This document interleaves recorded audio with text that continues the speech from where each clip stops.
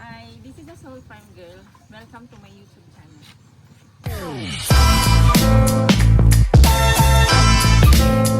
Audio Jungle.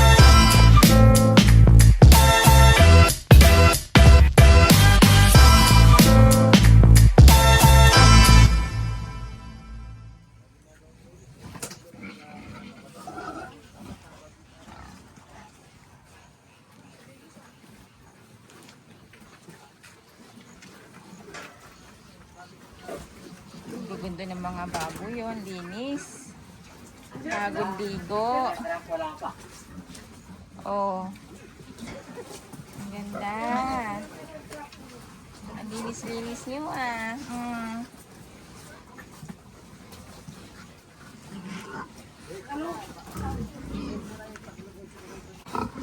Kamusta? Ha? Kamusta kayo? Bakit lunes ulit po? Oh. Bakit lunes ulit? Huy. Ano? Huy.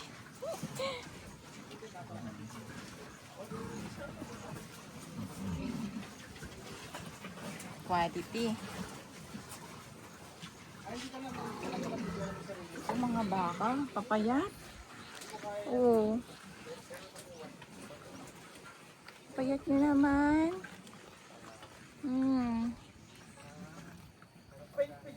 Kain lang ng kain para tumaba kayo, oh.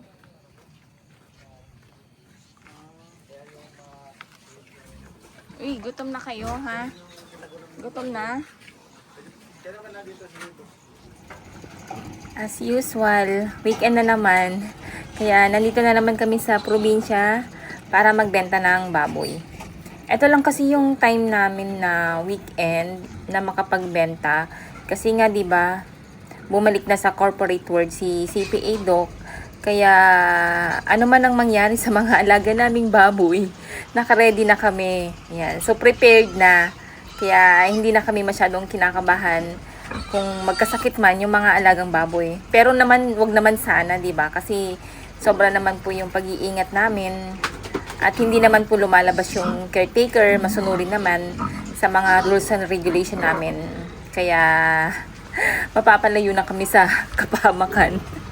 Mahirap na kasi yung maiisip ulit, di ba? Tapos mag-start ka na naman sa zero. Ay! Naisip na naman. Uy, ikaw talagang baboy ka.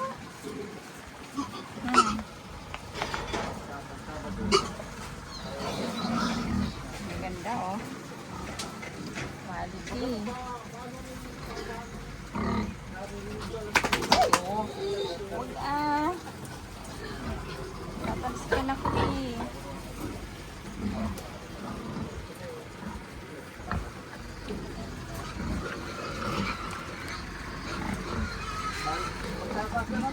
Nasimbak ka na ba? Bukas. Bumili ka na? Buti ng shirt. Dapat si boss mo, bumili na yan yung malaking tank.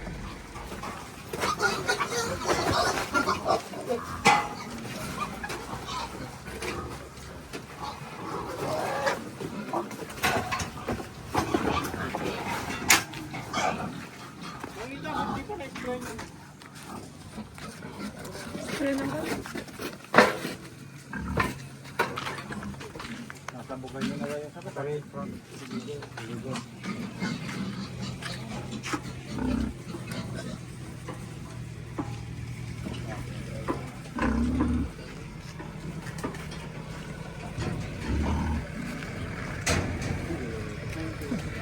Kain ka ba? Ay, man.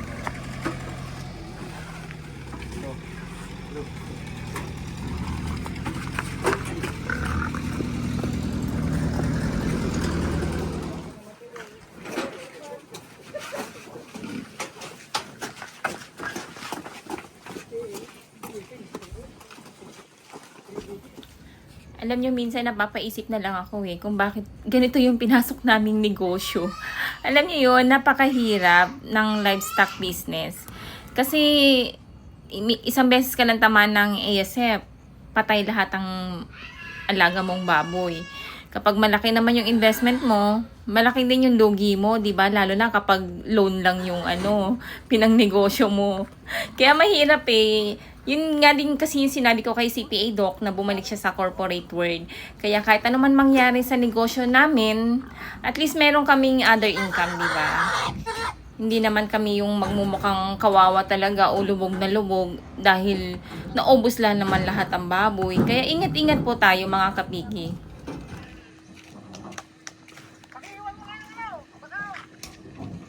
Iba-iba kasi yung presyo eh. Sa iba may 120, 140. Yan, so 160. Ganyan. Pero dito sa lugar namin merong ibang part na ang kuha nila. Sabi 140 sa backyard siguro yon. Ewan ko lang ha kasi wala pa naman kaming kakilala na 140 ang nagbebenta. May nakapagsabi lang. Yun, so sobrang baba. Lugi na yung mga nag-aalaga ng baboy pag ganun kababa. Hindi na kayo kikita. Yan, kaya kailangan makabawi tayo. Basta yung sa inyo po, i-update ko kayo kung meron na kaming pangbenta na mga biik. Ayun, so bibili nyo po sa akin yung biik na cash. Tapos ako rin po yung magsusupply ng feed sa inyo. Cash to cash lang po tayo eh. Tapos ako po yung kukuha ng mga baboy ninyo na hindi ko po babaratin. So alam ko naman yung feeling na binabarat yung baboy, di ba? Tapos lugi pa, ganun. Yan, so kung magtitiwala po kayo sa akin kasi may nakausap na ako. Yan, so ako yung magsusupply sa kanila ng feeds. Pero kasi wala pa akong binigay na biik sa kanila. Kaya yung mga biik lang muna nila, yung mga existing, yun yung kumuha sa akin ng feeds. Yan, so ganun na lang po yun. Para hindi naman masyadong barating yung mga alaga yung baboy, di ba?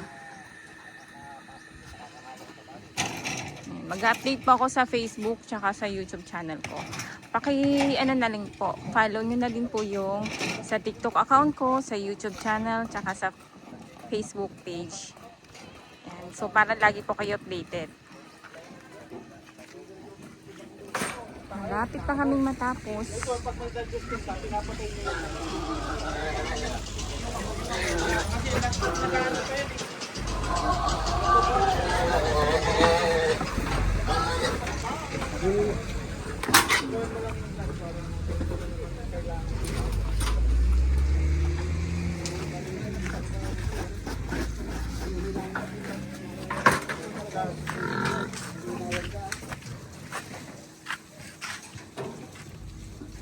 Kaya?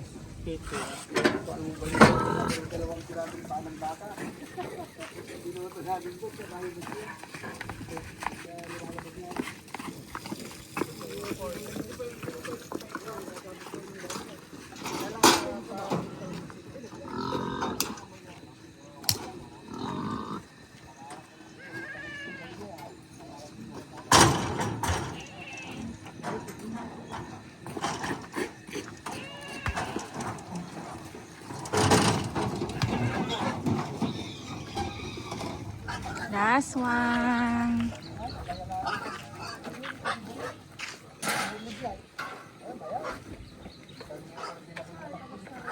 Buti naman hindi umulan ng malakas ngayon. Kasi ganito na lang yung kada weekend kapag nagbibenta kami, umuulan.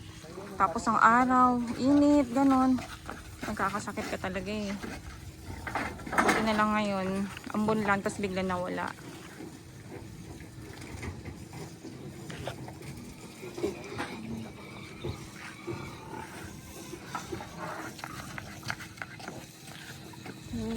Tapos na.